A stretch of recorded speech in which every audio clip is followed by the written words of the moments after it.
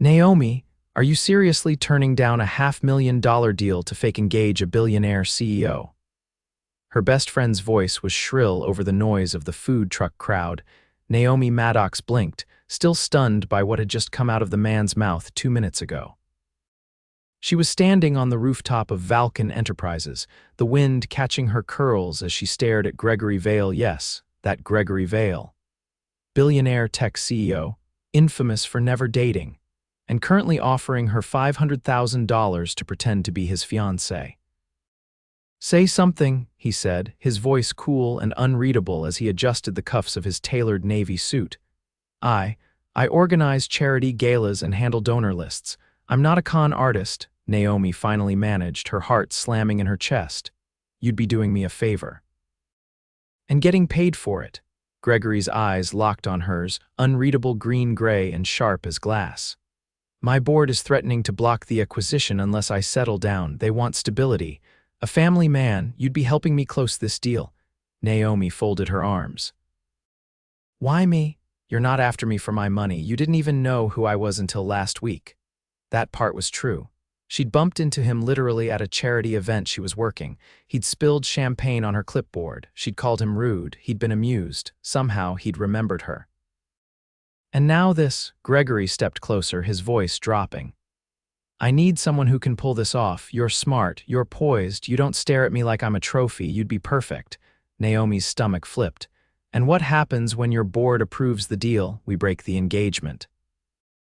"Quietly, you walk away with the money and a glowing letter of recommendation from me. You can start your own nonprofit, or Fund 10. She looked down at her worn flats, then back at the man offering her a life-changing sum of money with the ease of ordering lunch. She wasn't stupid. This was insane. But $500,000 could pay off her student debt, cover her mom's medical bills, and finally give her the freedom to start her dream education program for underprivileged girls. Her voice came out small. "And we'd only be pretending." Gregory's mouth twitched. "Strictly business." Naomi took a long breath. "Then fine, let's pretend." He held out his hand to shake. She hesitated, then took it. His grip was warm and strong, and for a second too long she stared at him. There was a flicker in his eyes, too, something unreadable. "Let's get engaged," Gregory said calmly. The next morning, Naomi found herself sitting in the back of a black Rolls-Royce, wearing a designer dress that had been delivered to her apartment minutes after sunrise. Gregory slid into the seat beside her, looking like he belonged on the cover of a finance magazine. His dark blonde hair was perfectly tousled, thanks to some expensive stylist, and he wore a charcoal suit that probably cost more than her rent for the year. She cleared her throat. "You didn't mention a photo shoot." "You're my fiancée now." His voice was calm, like he was talking about the weather. "The press needs to believe it. We'll be seen around the city, do a few interviews, some charity appearances." Naomi groaned. "I hate being in front of a camera." Gregory glanced at her. "Then just focus on me."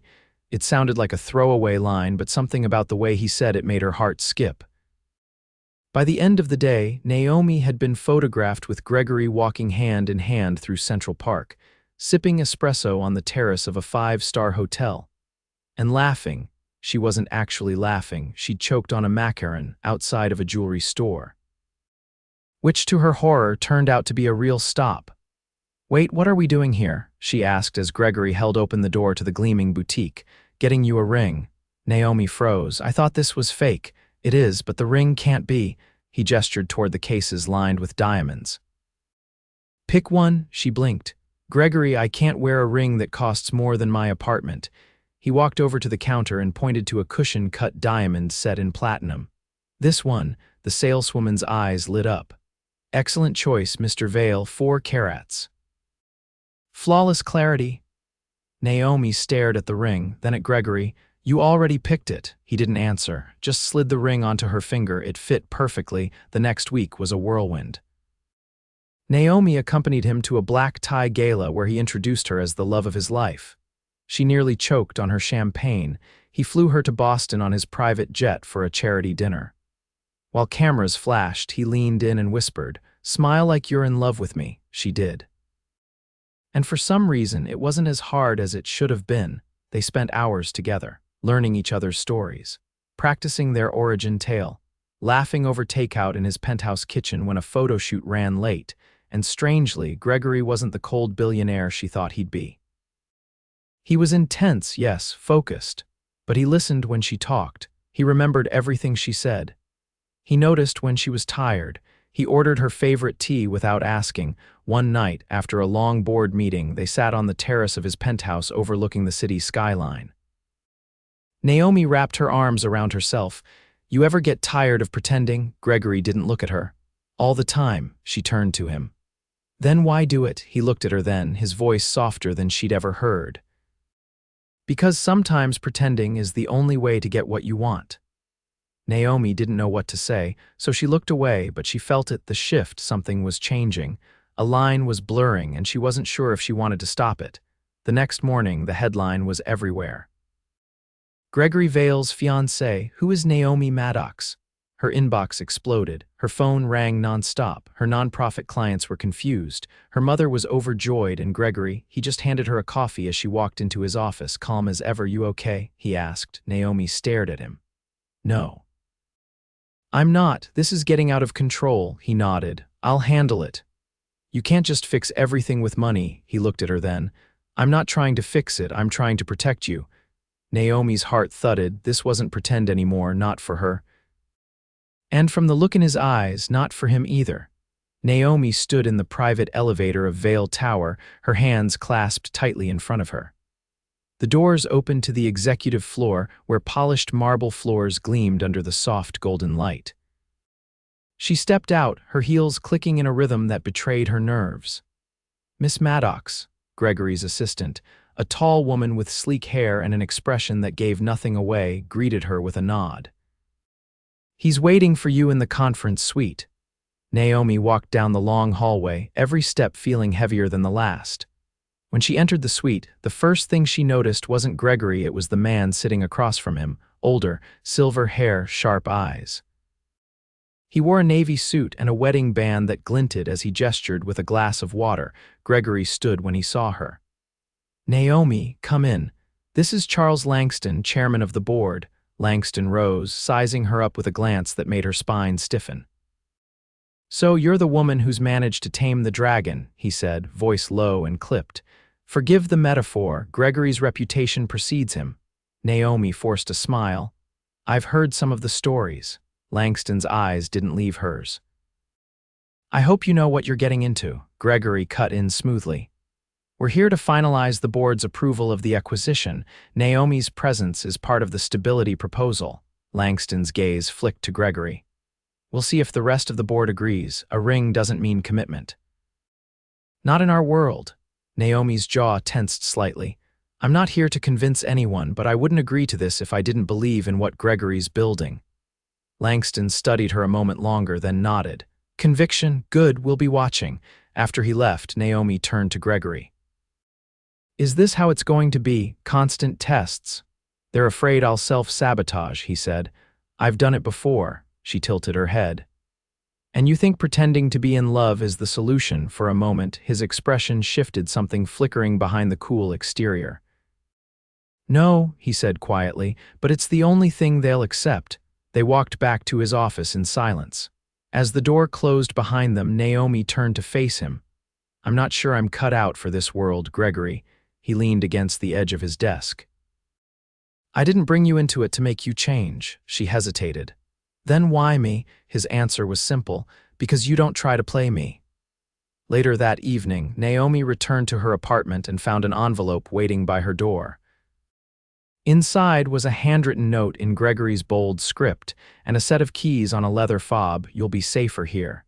The address was in Tribeca. A secured building with only 12 residences, she went. Not because she wanted to live in one of Gregory's properties, but because the press had started camping outside her brownstone and 2 strangers had tried to follow her into a cafe that afternoon. The penthouse was silent when she arrived. Gregory wasn't there. The space was vast and open, with tall windows and clean lines, everything in shades of stone and warm wood. No gold, no excess, just quiet, curated elegance. She opened one of the closets and found a row of clothes in her size carefully chosen, all with the tags still on. Not flashy, just thoughtful. The next morning, she woke to the smell of coffee and the sound of piano. She followed the music to the central room, barefoot on the warm oak floors. Gregory sat at the grand piano near the windows, sleeves rolled, fingers moving with practiced ease. The music was slow, haunting, beautiful. She leaned against the wall, watching him. "You play?" she asked softly when he finished. He didn't look at her. "Only early in the morning, or when I can't sleep." Which was it? He turned. "Both." She walked closer. "I didn't know you played." "There's a lot you don't know," he said, almost gently. She sat on the bench beside him, careful not to touch. "Then tell me something real." He closed the lid of the piano. "My father built this company. He died before I could prove I was more than a mistake." Naomi didn't reply. She just waited. "I blew the first merger I ever handled. I trusted the wrong people, lost millions. The board nearly removed me. And now," she asked, "now I fix things with precision, no emotion. No risk." She glanced at him. "But it's a risk." He met her eyes. "Exactly." That afternoon, she joined him at a foundation meeting. The room was filled with donors and trustees, all dressed in subtle power. Gregory introduced her as his fiancée with a steady hand on her back, but she noticed the way his fingers pressed lightly, as if grounding himself. After the meeting, as they walked through the marble corridor, she asked, "What happens if the acquisition goes through and the board still doesn't think I'm enough?" He stopped walking. "Then I step down." She stared at him. "You'd give up everything if it meant not using you like a pawn?" "Yes." Naomi's throat tightened. "You don't owe me that." "I might not," he said, "but I owe myself more than another lie." That evening, they attended a fundraiser at the New York Public Library. The ceiling soared above them, chandeliers sparkling like constellations. Naomi wore a sleek black gown Gregory had chosen, and for the first time she didn't feel like an imposter in his world. "People are watching," he murmured, offering his hand. She placed hers in his, and they moved to the dance floor. The music swelled around them, and he guided her in slow, deliberate steps. "I don't dance," she whispered. "You are now." She looked up at him. "You're changing." He met her gaze. "So are you." Naomi didn't argue, because it was true.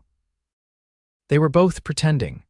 But somewhere along the way, the lines had blurred so deeply that she couldn't tell where the performance ended and the truth began. And the way Gregory looked at her now, it didn't feel like business anymore. The rain came down in sheets, slicing through the evening like a curtain drawn over the city.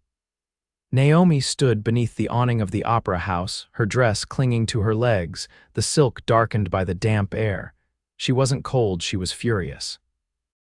Gregory emerged moments later, his jaw tight, hair damp at the edges. The black car waited just behind him, but she didn't move. "You lied to me," Naomi said, her tone sharp but steady. He didn't flinch. "I didn't lie, I omitted something." "That's not better," she snapped. "You said the board wanted you to appear committed. You never said you were using me to outmaneuver your uncle's proxy vote." Gregory exhaled, looking away toward the street. "Langston has been trying to force me out for over a year. I needed leverage, so you used me as a pawn in a family war." "I used the situation," he said. "Not you." Naomi stepped forward, the anger in her chest boiling over. "Don't twist this. You handpicked me because I was convenient. Because I had nothing to lose." "I picked you," he said, voice low, "because you're the only person in this entire city who looks me in the eye without calculating what you can take from me." She stared at him, heart pounding. "And what exactly did you think I'd do when I found out?" His silence was answer enough. Without another word, she turned and walked toward the car. He followed. Inside, the air was too quiet. The driver pulled away from the curb, the city blurring past the windows in streaks of gray and gold. Gregory spoke first, his voice quieter now. "I wasn't expecting it to go this far." Naomi looked at him. "You mean the lie, I mean the truth." She didn't respond, couldn't. Her emotions were too tangled: betrayal, confusion, something else she didn't want to name. Back at the penthouse, she moved quickly, heading straight for the guest room where she'd kept her overnight things. He followed her into the hallway. "Naomi, wait." She spun around. "This was supposed to be simple." You knew it wouldn't be, he said. Not like this. There was a long pause before he said, I'll release you. Her chest tightened. What? If you want out, I'll tell the board we ended it, that it was mutual. And the deal, I'll take the hit, she blinked. You do that, he nodded once. I have people who can clean up the press. You'll be protected. I won't let them drag your name through anything. Her throat constricted. Why? Gregory looked at her, eyes darker than she'd ever seen. Because I care more about you than I do my pride. Neither of them spoke for a long moment. Naomi stepped back, her voice breaking just slightly. I need time. He didn't try to stop her. The next morning, she packed her things and left before sunrise. She found refuge in a quiet corner of Brooklyn, staying with her cousin who lived above a bookstore. It was a far cry from penthouses and private jets, but it was solid ground and she needed that. Her phone buzzed constantly over the next few days. Messages from reporters, emails from strangers, and one missed call from Gregory. She didn't answer any of them. Instead, she threw herself into work. She spent hours at the community center, preparing for a youth mentorship conference she'd been organizing for months. It was the one thing she could control, the one thing that made sense. But Gregory Vale had a way of invading even the safest spaces. On the third day, she walked into the main event hall to find the lights had been replaced with customized fixtures, the floors refinished, and branded materials for the conference perfectly printed and prepped. She spun toward the director. What is all this? He looked sheepish. Gregory Vale made a donation, said it was anonymous, though not so anonymous now. She stared at the glossy new signs, her chest tightening. He hadn't called again, hadn't sent anything else, just this. That night, she stood in front of the mirror in the tiny guest room, staring at her reflection. She hated that she missed him. Hated that her first instinct was to tell him about the conference going well. Hated that his absence felt like a weight she couldn't shake. She sat on the bed and stared at the ceiling. He had lied. But he had also told her he would let her go, and he had no press releases, no retaliation, just silence. And now this an extravagant gesture that no one else would ever see. It wasn't for the board, it wasn't for the press. It was for her. The next morning, she returned to Vale Tower. The security guard looked surprised but waved her through. She didn't wait for an appointment. She walked straight to the executive floor, her heart hammering as she stepped into the atrium. Gregory stood inside his office, hands in his pockets, staring out the window. When he turned and saw her, he didn't speak, just watched. She stepped inside and closed the door behind her. You fixed the conference venue. I didn't do it to win you back. Good, she said. Because you haven't, he nodded once. Understood, she took a breath. I didn't come here to rehash what happened. Why did you come? She met his eyes. Because I need to know if any of it was real. His gaze didn't waver. All of it was real. Naomi crossed the room slowly, then stopped just short of him. I can't be someone you use to prove a point, she said. Not to your board, not to your uncle, not to yourself. You're not, he said. Not anymore. Something flickered between them, a quiet tension. A question waiting to be asked, Naomi whispered. Then what am I? Gregory reached into the inside pocket of his suit and pulled out a small box, her breath caught. What is that? He opened it. A ring. Not the one from the boutique. This one was different, simpler, more personal. A single diamond in a brushed gold setting. When I thought I'd lost you, he said, I realized I didn't want the deal or the vote or the company. I wanted you. Naomi stared at him, stunned. It's not about pretending anymore, he said, but I can't ask you to marry me for real. Unless it's your choice. She looked at the ring, then at him, and for the first time since walking away, she didn't feel like she was standing on uneven ground, because somewhere in the chaos the lies had fallen away, and what was left was something terrifyingly real. Naomi didn't reach for the ring. Her eyes stayed on Gregory's, searching for answers that went deeper than apologies or polished words. Outside the office windows, the storm had passed, leaving streaks of sunlight sliding through the glass like a spotlight cast just on the two of them. If I say yes, she said, voice low, I need to know who I'm building a life with, not just who you are in boardrooms and headlines. I want the man who plays piano at dawn, not the one who hides behind a strategy. Gregory's fingers curled around the velvet box, then slowly closed it. You deserve every piece of me, I just never knew how to offer that to anyone. She stepped closer. Then start now, not with a ring, with honesty. He didn't hesitate. I never wanted the company in the beginning. I inherited it because it was expected. My father demanded results, not dreams. I built Vale Tech into what it is because I didn't know how else to prove I was worth the name.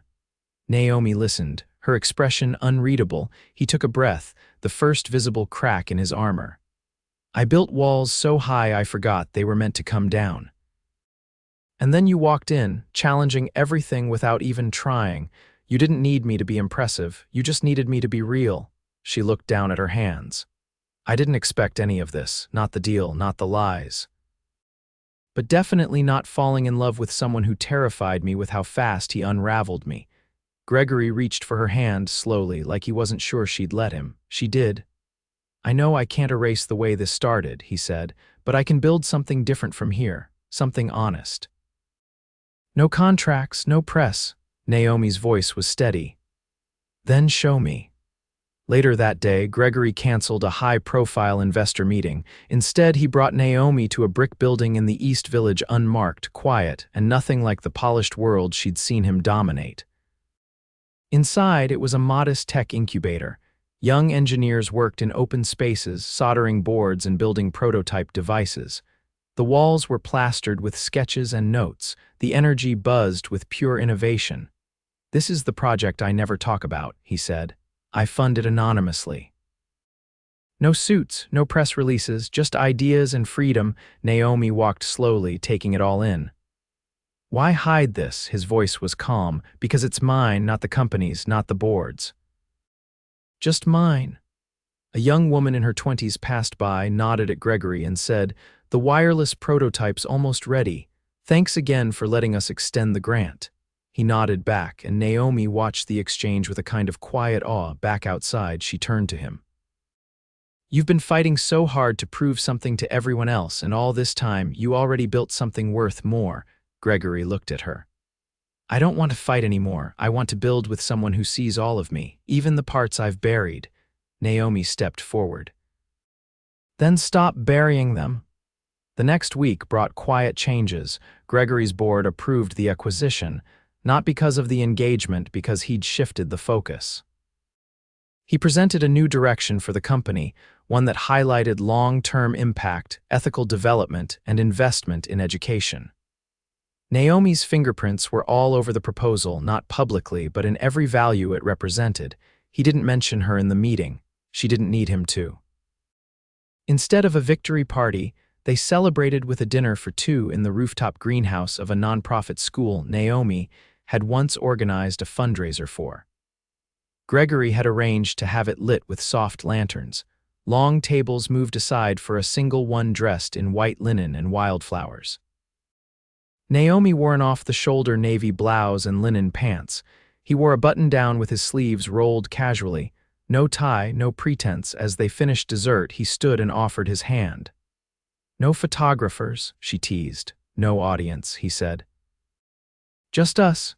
He pulled her into a slow dance, the hum of the city below them, the air warm with summer's edge.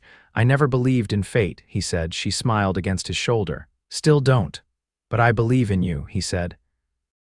"And whatever brought you into my life, I'm never letting it go." She looked up at him, her eyes soft. "Then stop asking me to marry you with rings and plans. Ask me because you can't imagine walking forward without me." He didn't wait. "Naomi Maddox, will you marry me because I love you and I want a life that starts and ends with you?" She didn't hesitate. "Yes." They kissed under the canopy of lights, no audience, no signatures, no deals, just raw, unfiltered truth. A month later, their wedding was held in the very same greenhouse, surrounded by the students Naomi had mentored and the creators Gregory had quietly championed. There was no press, no staged photos. Just a string quartet, laughter, and a ceremony officiated by Naomi's aunt, who cried more than anyone. At the reception, Gregory stood beside her and raised a glass. "I built an empire trying to prove I was enough, but I didn't know who I was until she walked into my life. Naomi didn't save me. She reminded me I didn't need saving, I just needed to be seen." Naomi leaned into him. And you gave me the courage to dream beyond survival. They didn't honeymoon in the Maldives or on a private island. They flew to a quiet village in Italy, where Naomi had always dreamed of going, and spent 2 weeks in a stone cottage with no cell service. No headlines, just shared mornings, long walks, and the kind of love that doesn't require an audience. Gregory Vale, once the most untouchable man in Manhattan, now belonged entirely to one woman. And Naomi, once barely surviving on the edges of his world, had rewritten it with her own hands, not with power, not with wealth, but with something far rarer, love that didn't ask to be earned.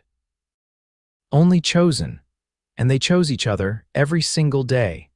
Naomi sat at the long wooden table in the sunlit conference room, flipping through the final draft of the proposal for the Vale Maddox Foundation. The walls were lined with framed photos, children in classrooms, young women at STEM camps, and handwritten letters of thanks from programs they'd already quietly funded during the past year. The room didn't smell like fresh paint anymore. It smelled like purpose. Across from her, Gregory leaned forward with his elbows on the table, sleeves rolled to his forearms, his focus locked on the document in front of him. For once, he wasn't in a rush. The urgency that once clung to him like a second skin had faded into something steadier. He had learned how to be still. "This clause here about the community voting panel," he said, tapping a section with his index finger, "we'll need to make sure the legal team doesn't water that down. You were right to push for it." Naomi closed the folder, satisfied. "We're not just donating. We're collaborating. If we're going to change the system, we can't do it from the top down." Gregory tilted his head at her, a smile tugging at the corners of his mouth, soft but reverent. "You keep changing the way I think about everything." She reached for his hand. "That's the point, isn't it? We change each other." They didn't need to say it, but they both knew this wasn't just a foundation. This was the future they'd chosen to build, not for public approval or boardroom leverage, but because it meant something to both of them. Later that afternoon, Naomi stepped into the hallway of the bustling Midtown office building that now housed the foundation's headquarters. She was greeted by a flurry of activity volunteers setting up for the mentorship event, college students arranging chairs, and a local chef setting up a table of donated food. Everything was in motion, exactly as she'd envisioned. Gregory appeared beside her, holding 2 cups of tea. He handed her one. "I ran into someone downstairs," he said. "Your mother's here." Naomi blinked. "She didn't say she was coming. She said she wanted to see the place you built." Naomi found her mother in the main reception area, standing beneath the sign that read, "Vale Maddox Foundation, designed for impact, built for people." Her mother turned at the sound of her footsteps and smiled. "I remember when you used to tape construction paper signs to the fridge and call it your nonprofit headquarters." Naomi laughed, hugging her. "I still have that notebook from 3rd grade, the one with all my imaginary donors." Her mother stepped back, taking in the space again. "This isn't imaginary anymore." Naomi looked around. "No, it really isn't." That evening, Gregory surprised her with an intimate dinner, not in a 5-star restaurant or private rooftop, but at the community center where they'd hosted their first joint event months ago. The main room had been transformed with white candles, scattered wildflowers, and soft jazz playing from a small speaker in the corner. A simple table for 2 stood in the middle of the room. Naomi stopped in the doorway, her hand at her chest. "You remembered this place?" "I remember everything," Gregory said, pulling out her chair. "You told me this is where you first saw what real change could look like." They ate takeout from the small Ethiopian place Naomi loved but hadn't had time to visit in months. Gregory had picked up everything himself, refusing to send anyone in his place. As they finished the last bites, he leaned back and studied her. "You've always been steady, even when I wasn't. You pulled me out of a world designed to keep people like you out, and you never once let it change you." Naomi reached across the table and touched his face, her fingers brushing the stubble along his jawline. "That world didn't change me, but you did." He caught her hand and kissed her knuckles. "Then I hope I changed you for the better." "You did," she said. "You made me believe that love doesn't have to come wrapped in conditions." He stood and extended a hand. Dance with me. There was no crowd, no cameras. Just the two of them, swaying to music only they could hear, in a room filled with the echoes of their beginning, months past. The foundation grew rapidly but intentionally. They turned away corporate sponsorships that came with strings and focused instead on community-driven projects. Naomi spent her mornings in strategy meetings and her afternoons sitting on folding chairs in neighborhood libraries, listening to the people they were there to serve. Gregory had stepped back from Vale Tech entirely, handing over control to a trusted partner and choosing instead to work full-time with the foundation. He was no longer chasing legacy, he was living it. They bought a brownstone in Harlem, not the biggest, not the flashiest. But it had a tiny garden, creaky hardwood floors, and a kitchen Naomi loved because the sunlight hit the counter just right in the mornings. They filled it with books, mismatched mugs, and the smell of cinnamon on Sundays. One quiet spring morning, Naomi stood barefoot on their stoop, sipping tea and watching the block come alive. Children raced by with scooters. A neighbor watered daisies in a window box. Gregory stepped behind her, wrapping his arms around her waist. "Have I told you today that I love you?" he murmured into her hair. She leaned back into him. "Only twice, but feel free to say it again." He pressed a kiss to her temple. "I love you. More than I thought I was capable of." They stayed like that, watching the city move around them, their lives no longer dictated by urgency or illusion. Everything was real now, the love, the home, the life they'd built together. And as the sun rose higher over the rooftops, Naomi knew with absolute certainty that she hadn't just fallen for a billionaire, she'd fallen for the man who'd been waiting to become himself. The moment he found someone who saw him clearly, and she had. Every day she still did. And he never let her forget it.